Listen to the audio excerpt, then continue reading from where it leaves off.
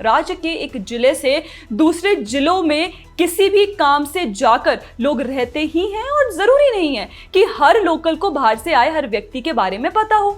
जहां एड्रेस में करेक्शन की जरूरत है या वोटर डिलीशन की जरूरत है, ऐसे मामलों में बूथ लेवल अफसर फॉर्म 7 और फॉर्म 8 भरकर उसमें सुधार करवाने के लिए नियुक्त किए गए हैं। और दोस्तों, न्यूज लॉन्ड्री की सबसे बड़ी फेक न्यूज ये है कि न्यूज लॉन्ड्री की यह रिपोर्ट केवल 4 विधानसभा क्षेत्रों के 14 मामलों के आधार पर बनाई गई, जबकि बिहार के 243 सीटों पर एसआईआर चल रही है। ऐसे में 4 विधानसभा क्षेत्रों के एक सीमित दायरे के आधार पर पूरे बिहार में एसआईआर की क्वेश्चन मार्क लगाना तो बिना किसी एजेंडे के संभव नहीं है।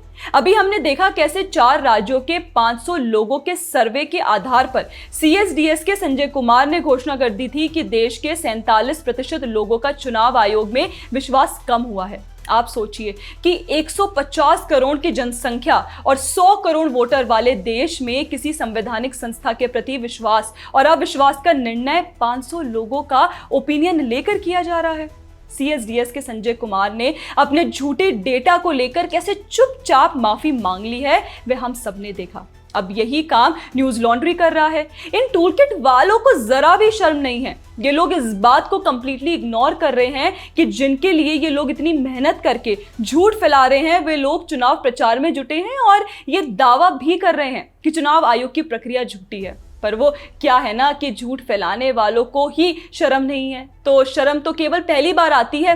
एक बार बदनाम हो गए तो फिर कैसी चिंता, फिर तो कितना भी झूठ फैलाओ। और वही काम इकोसिस्टम कर रहा है। पर भारत का लोकतंत्र इतना मजबूत है कि ये छोटी मोटी अफवाहें उसे हिला नहीं सकती। लेकिन इन झूठों को बेनकाब करना, इनकी साजिशों को समझना और सही तथ्य लोगों तक पहुंचाना हम सबकी जिम्मेदारी है। याद रखिए, सच को छुपाया जा सकता है, दबाया जा सकता है, पर मिटाया नहीं जा सकता।